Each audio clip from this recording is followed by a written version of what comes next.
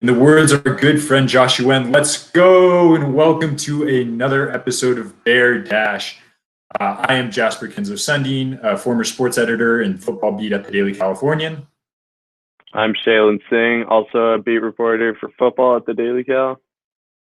And we are here to talk all things Cal football. Today we're going to be previewing the Bears defense. We did an offensive episode a couple weeks back. Since then, a lot of things have changed. Most notably, the schedule is out, but it's by and large the same defense. So we'll be breaking down Justin Wilcox's defenders. Since his arrival in 2017, head coach Wilcox has transformed the Bears defense into one of the nation's best, when it was previously one of the nation's worst. So that's always exciting.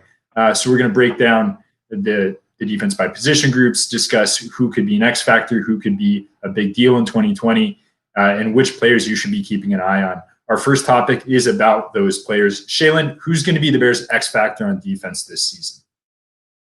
So when I think of X factor, I think of someone who's going to lead the team in every game, the heart and soul of the defense, someone that if Cal wants to win the game, if they want their defense to be successful, this player has to play well.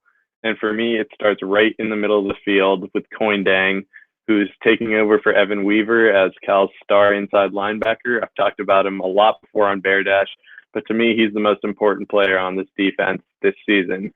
He's on the Buckets Award preseason watch list, which goes to the best linebacker in the country. He's on the Benaric Award preseason watch list, which goes to the best overall defender in the country. And he just has limitless potential. I would want to venture as far as to say first round pick potential, but since it's the Pac-12, strength of schedule is not always there, and the season's only 7 games, I don't think it will be enough to bump him up, considering he's only had one college season before this, Power 5 college season. He was a JUCO transfer. Last year was his first season with Cal. So I'll stick him around the second or third round. I think he has a good chance of being.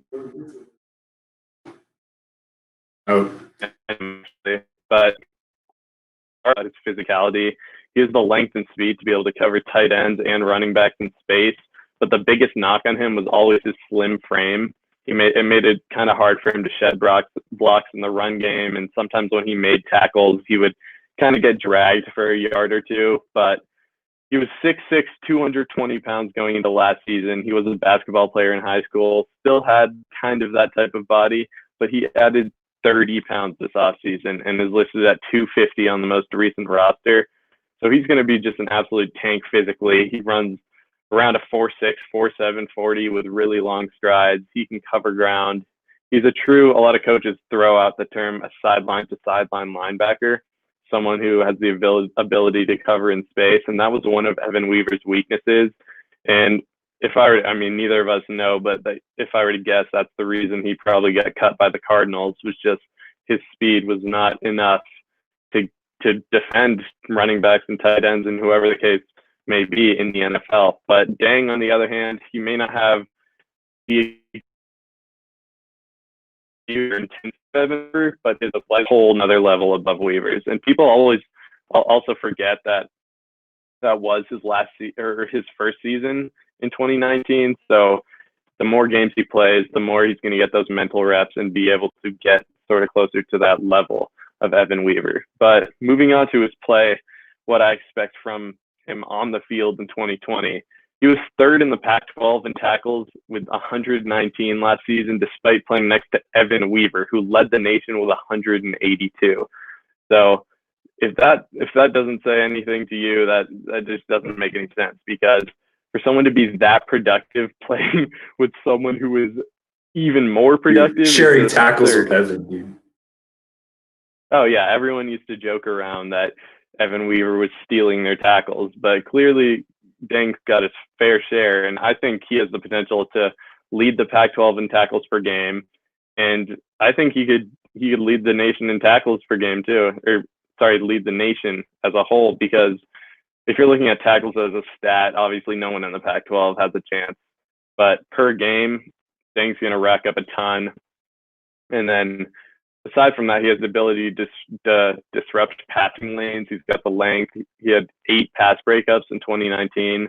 No interceptions, which I expect that to change this season, definitely. I think he's going to get his hands on a lot of balls, and the coaches praise him for his versatility. He's likely going to be blitzing a lot too, especially on third down. Any passing downs, he has the ability to swap passes when he's rushing the passer too, which was something we saw a couple times last season. But just as a whole, he's going to be right in the middle of all the action. He needs to play well for this defense to be successful. And I honestly expect him to be a first-team All-Pac-12 player this year. Yeah, you think about, I mean, Cal linebackers. Cal's produced some of the best linebackers, and those have been guys that maybe haven't ticked off all the boxes on the physicality front. You look at the last couple of years, Evan Weaver wasn't as fast as a lot of scouts thought linebackers needed to be. You look at guys like Jordan Kunashik, who are considered undersized. Deng really has a lot of the physical traits you need to be successful in the NFL. You talked about it. He's fast. He's put on weight, so he's big enough now. He's got the hands. He's got the length. He's got the height. And he's, I think, the next in the line of, and then in the long line of really good Cal linebackers who are laying waste to Pac-12 offenses. For me, this X factor comes somewhere else in the defense. For me, it's all about the defensive line, and I'm going to talk about this a lot this episode. Cal lost a huge player when they lost Luke Beckett, both in terms of size and impact on that D-line. And their D-line is really thin now. So it's going to come down to Johnson and Johnson. Ziande Johnson and Brett Johnson are Cal's two most experienced defensive linemen. And they're going to be the leaders on this defensive line. And if Cal's secondary is any good, which it usually is, they're going to be seeing a lot of pressure from running backs. They're going to have to soak up a lot of offense up the middle. And Ziande Johnson and Brett Johnson are both going to have to be really, really good if Cal's defense is going to be successful, especially because the third lineman there is not going to be someone with a ton of experience. Could be multiple players. It'll probably be J.H. Tevis. He's received a lot of notice, a lot of attention from coaches, especially after Beckett's transfer. He could be the guy that steps up and fills in. But either way, he's not someone who's coming into this team with loads of experience. And behind those guys are a room of mostly freshmen. Gunnar Rask is the name who's been on the roster the longest. But then you have guys like Jaden Roberts, Ethan Saunders, who are true freshmen and who could have to step up a lot. I mean, D-line is a demanding position. You don't often see guys go the entire game without giving reps to someone else. So for me, the X factor is this defensive line, just because this is going to make or break Cal's defense this season. If the veterans can step up, if the young guys can step up in every way and stay healthy and stay effective, then this Cal defense could really be great and really limit the run. But without that, it could be a long year up the middle for the Bears. So you're going with both Johnsons as your X factors? I'm just going to throw Johnson out there as the name to watch on defense. It's going to be the Johnson X factor, and they're both incredible players. But it's a lot of work to step up and have a lot of reps in a game on the D line. But go ahead. Just as a true freshman, Brett Johnson was just the second half of the season. He was a menace, and I think it's only up for him. He was diagnosed with coronavirus earlier in the year, which he made public. So it'll give an effect. I'm sure it's weird to play football if it had any lingering effects. But that D-line as a whole, we're going to get to it later, like you said, but their success is going to translate directly into Cal's success as a whole. And I think one final, we're talking about X factor as players here. An X factor being players who can step up. And Cal certainly has that type of player, but I think the biggest X factor for me on this defensive side of the ball is the leadership. I think you talk a lot about leadership and high character guys. Those are words you hear coaches throwing around a lot. I think for Cal, that's definitely the case. There's a lot of veteran experience, and these are guys who are ready to step in, and with some changes on the coaching staff and with the chaos of the pandemic, these are guys that are willing to step up and lead. Cam Bynum is back. I talked about Ziande Johnson. He's a 6-year senior. Jalen mentioned Coyne Dang, who has a lot of experience both at Cal and in junior college. Guys like Cam Good, Elijah Hicks, these are guys that have been around this program for a while. And I think that makes a massive difference, especially in like this kind of chaotic time. The pandemic's on. We've seen multiple programs in the SEC. They have outbreaks of COVID-19 this week. And when things like that are happening, having really high character leaders on your team who will step in and both keep guys who are younger, new to college in general, just to sort of keep them focused and keep them in line. That's really important. I mean, you think about staying safe, right? And making sure you're staying quarantined, making sure you're keeping up with testing, not doing anything dumb that could harm your team or help you or a teammate contract COVID. Staying smart and staying safe. Leaders on your team play a huge role in that. I mean, these are guys who are creating this atmosphere of accountability and responsibility. And the type of leadership that Cal has could be a big reason why the Bears are successful, just because they'll be able to keep their heads down, stay focused, and stay on task during a really crazy football season. Yeah, it's definitely going to be crazy. This season means depth is even more important than it's ever been before. I mean, football's always full of injuries. Depth is always a key aspect of the game, but this season there's going to be players who get diagnosed. I mean, I think that's a given, but this defense has proven to have depth in the past. I think the coaches do a really good job of developing young players, but moving on to some of those younger guys who are going to have a significant snap season, which of Cal's defensive units are you the most excited about, and which are you worried about? Yeah, I said the D line for me is it's where everyone's focus should be. Just because, I mean, Shaylin said it, depth is so critical this season. Guys could contract COVID. Guys could get injured. I mean, that's a given in any football season. Oh, I apologize. Shaylin's a bit frozen here. Calling in from out of town, I'm afraid. But back to Cal's D line. You look at other units on this defense. The defensive backs are stacked with experience. The linebackers are much of the same. Guys like Cam Good and Coin Dang are there. They're veterans. They're known quantities. The D-line is, again, losing Luke Beckett. You've lost a starter, and you've lost a really experienced starter, and that really changes things, especially with a team that only has 6 defensive linemen on the roster. I think there's always options for moving things around, bringing in outside linebackers, using offensive linemen in a different role. But there are certainly possibilities.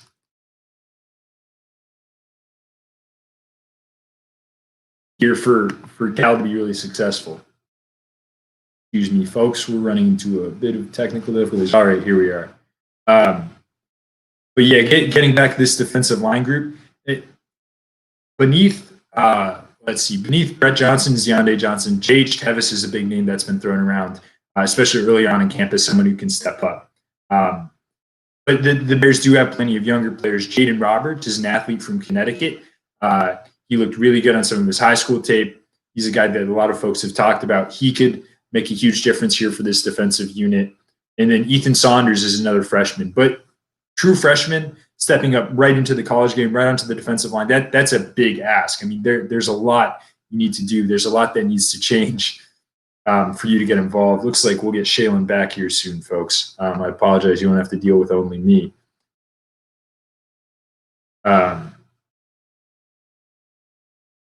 But Cal's D-line is going to be really important, especially if you look at their opponents in the Pac-12.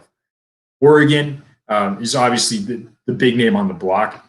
The Ducks are really good. The Ducks are known for having an amazing running game. That running back room that the Ducks have is completely stacked. So the Bears are going to have to deal with that. And losing some of your best run-stuffing defensive linemen, that hurts. Beckett, I think he was second in that Oregon game last season in terms of tackles in the game. Coin Dang led the Bears, but Beckett was right up there. The Bears were able to keep that game close because their defensive line performed. If they want to have a chance at beating Oregon, they're going to need that same type of output, that same type of effort. And doing that with a really thin defensive line just gets more difficult, especially if that game's later in the season. You look at Max Borgie on the Cougars. He's an amazing running back, and the Bears are going to have to deal with them. Especially if, like I said, this secondary could be really good. Cam Bynum is back. Chigi Anuzium is on the other side of the field. If teams start going to the running game, the D-line is going to have to step up in a big way. And I think with a really thin D-line like the Bears have, that could be insanely hard. Jalen, you're back. Am I back?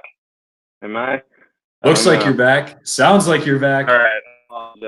I'm in the middle of Idaho right now. Connection is not the best here, but everything will be back to normal next week. I promise you guys. But yeah, Jasper's been talking a lot about the D line, that they're going to be a major factor this season. But for me, the group I'm most excited about are Cal's linebackers. We touched on it earlier with Dang, but Cal's linebackers in this 3-4 scheme have been just incredible every year. Coach Wilcox and Peter Sermon, who's the inside linebackers coach, who is also going to be defensive coordinator this season, are both incredible at developing inside linebackers. They actually called Sermon the best college football coach in America, which is that's a high recognition, even if it's just coming from a player. But in 2017, which is Wilcox's first year, Devontae Downs and Jordan Kunach were top 2 tacklers, and then Downs went to the NFL next year. In 2018, Evan Weaver and Jordan Kunach were top 2 tacklers. Kunach went to the NFL next year. You guys starting to see a bit of pattern. 2019, Evan Weaver and Dang were Cal's top 2 tacklers. Weaver went to the NFL next year. 2020 is probably going to be the same thing. Dang goes to the NFL. Whoever's playing next to him is going to take over as a leader of the inside linebacker duo. That does beg the question, who will replace Dang? Because people keep asking who's going to replace Weaver. The point Dang is replacing Evan Weaver. But who's going to take that other slot? There's a lot of options here. The inside linebacker group is very young. This is probably going to be a camp battle between Blake Angelis and Evan Tattersall, neither of which have played very much at all. It's going to be very exciting to see who wins that battle. I'm confident that whoever Sermon's pick will be ready to go. I would give slight edge to Evan Tattersall.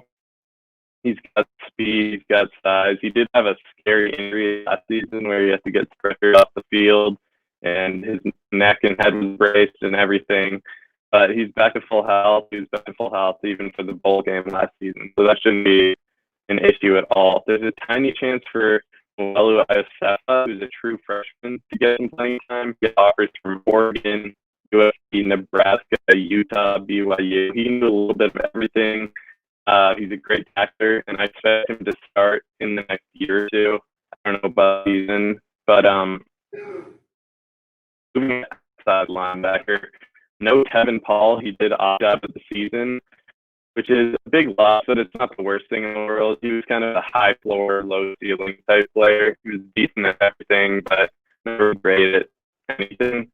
But that's just an opportunity for a younger player to step up.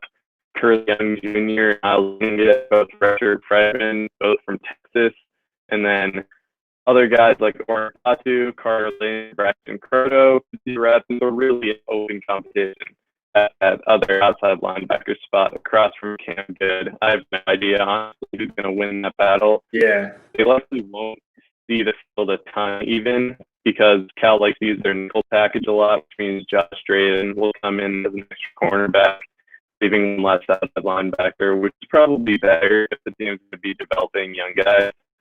But the star of this group, Dang, right up with Dang, I should say, is Cam Good, who had 9.5 sacks last season. He was third in the Pac-12, second among returning players in sacks.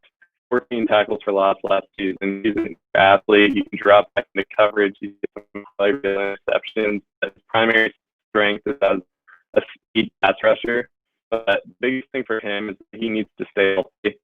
He played in 12 games last season, but only 10 in the 2 seasons before that combined. So health is a concern for him. He has injury history, and it's going to be something that will affect the team as a whole. Injuries could have the potential to derail Cal season, but they also have the potential to derail any other season in college football.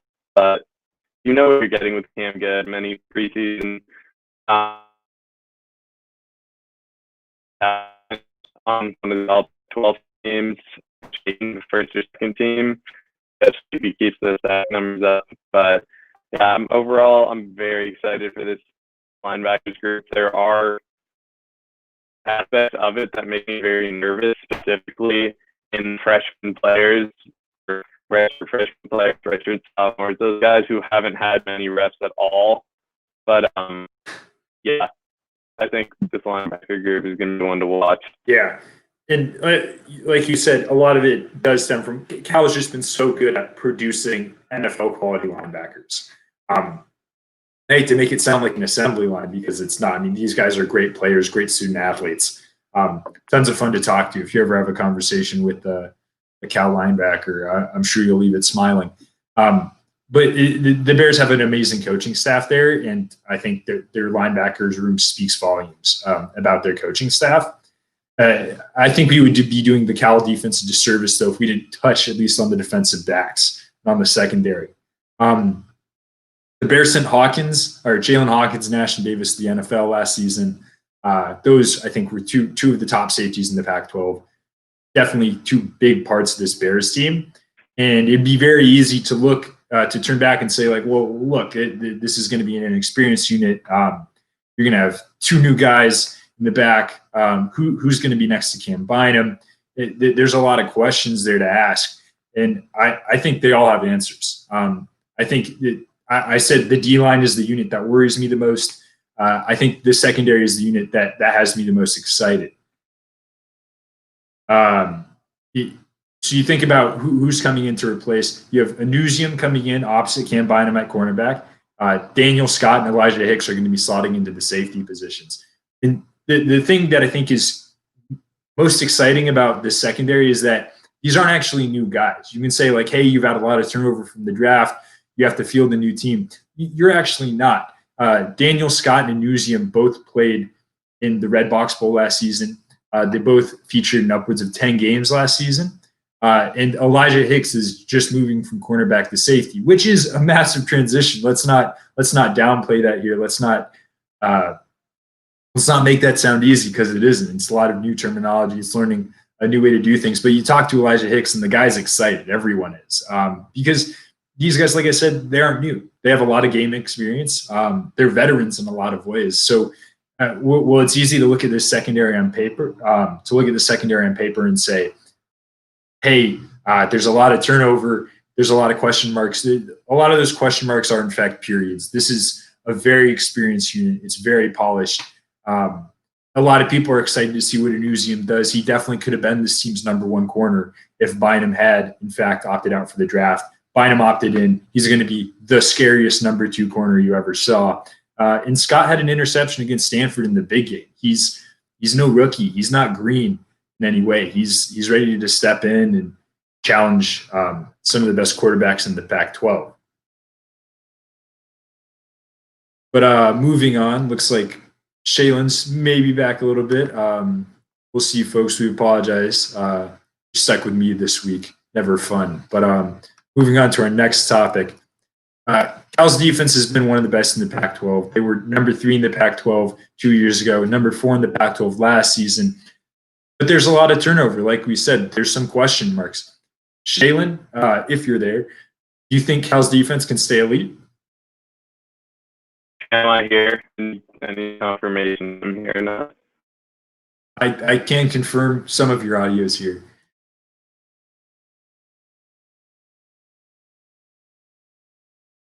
Okay, well, I'll try talking, and if you guys can't hear me, I will just interrupt me, and then you can take over, because I know you have plenty to say about whether Cal's going to be elite.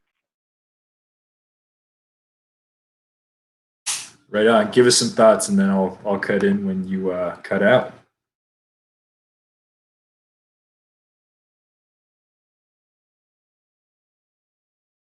All right. We're just going to go ahead and assume he's cut out. Cal's defense staying elite. You can always ask questions about this. Like I said, you can always look at the field and ask and have a lot of question marks. But Wilcox has been a defensive guru in his time at Cal. He turned the entire program around. I think the year before he came, Cal was dead last in the Pac-12. They had the worst defense in the conference, and it's been all up since then. The Bears have performed. They've turned into one of the nation's elite defenses. And I don't think that's something anyone would question. You think about the takers, the pedigree this unit has developed in just a few years.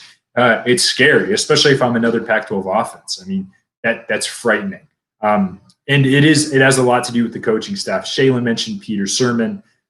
Gerald Alexander was the Bears defensive backs coach for a couple years. He's He's now in the NFL with the Miami Dolphins doing the same thing. But Marcel Yates, who's replacing him, is definitely no slouch.